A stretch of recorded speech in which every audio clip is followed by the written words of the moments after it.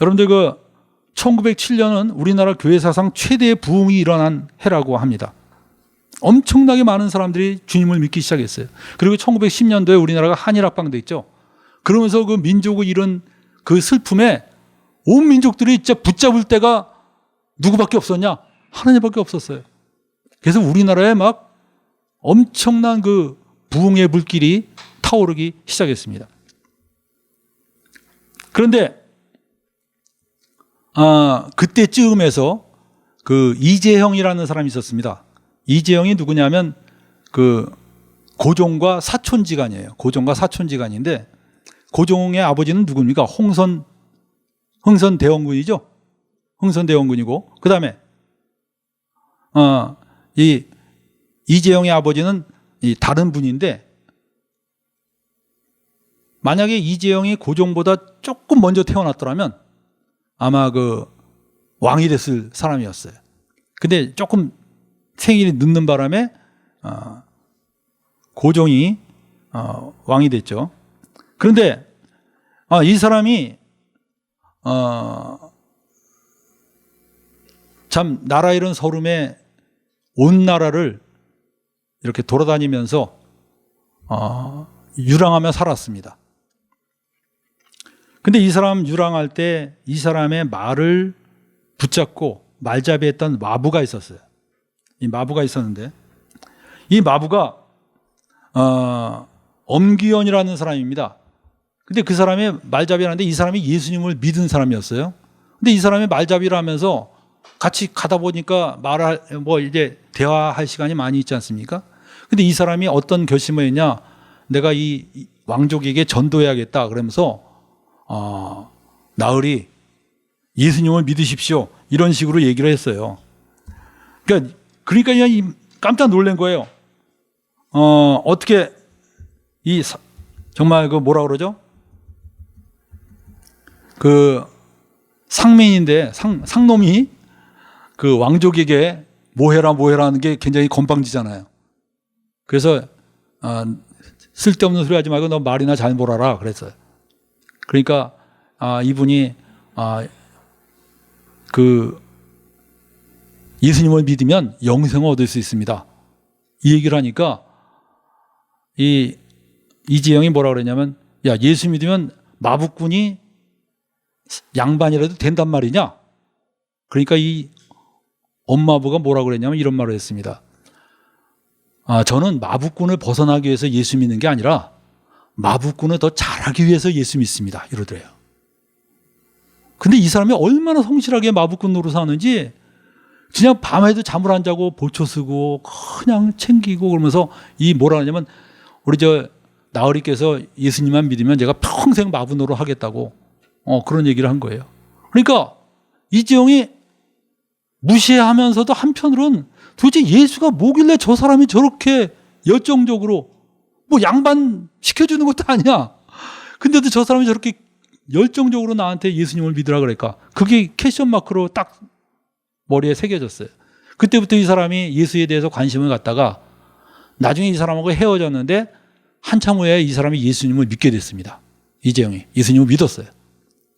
믿고 난 다음에 어느 날 그 종로에 있는 승동교회 사경회에 참석했습니다. 사경이라고 그 당시에 막 성경을 강해하는 그런 집회였는데 참석을 했는데요. 거기에 그 엄마부가 딱 앉아 있는 거예요. 근데 그 당시에 엄마부는 어떤 사람이었냐면 경동 제1교회라고 그 근처에 있는 교회인데 거기에서 영수 노릇을 했다 그래요. 그 영수는 뭐냐면 교회의 온갖 자비를 다 봉사하는 사람 있죠. 그거를 했다 그래요. 근데 그 목사님 없을 때는 가끔 가다 설교도 한다 그러더라고요. 그리고 종도 치고 바닥도 쓸고 그냥 다 하는 게 영수인데 이 영수 노릇을 했는데 이 사람이 얼마나 기도를 많이 했는지 이마에 혹이 항상 있었대요. 기도할 때 이 바닥에 부딪히면서 기도를 했대요. 얼마나 맨바닥에다 머리를 부딪히면서 기도를 해갖고 이 사람이 이마에 혹이 있대. 근데 이 사람이 힘도 굉장히 쓰고 몸집도 커요. 그리고 굉장히 사나운 사람이었대요.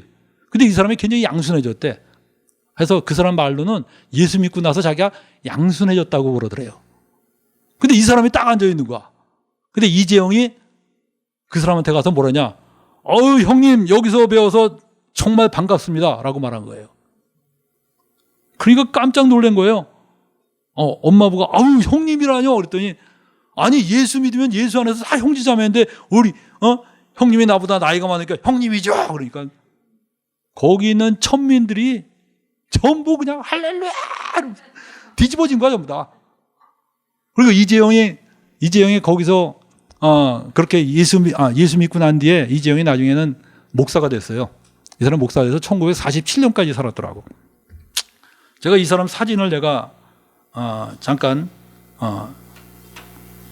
사진을 내가 따왔는데 잠깐 보여드리겠습니다. 이 사람이 이재영이에요. 아마 굉장히 나이 늙어서 찍은 거고 이 사람이 엄마부입니다. 성깔 있게 생겼죠? 근데 이 사람이 그렇게 주님을 열심히 섬기고 살았습니다. 여러분들 하나님 나라는 바로 이런 나라입니다. 뉴 소사이어티. 그래서 여러분들 교회는 세상에서 아무리 잘 나가는 사람이 와도요 형제입니다. 자매입니다. 국회의원이 나왔다고 해서 갑자기 모든 교인이 일어나서 맞이하고 있을 수가 없어요. 여기 뭐 삼성에 이재용이 왔다고 그래서 그냥 온 교회 사람들이 다 버선발로 뛰어나가고 있을 수가 없어요. 교회는요 부자나 가난한 사람이나 노숙자나 재벌이나 다 형제 자매예요. 그렇기 때문에 여러분들 교회는 뉴 소사이어티예요. 새로운 사회입니다. 여기에 오면 문화가 다르고 언어가 다르고 가치관이 다르고 그리고 사람을 대하는 그 신분을 대하는 태도가 달라요.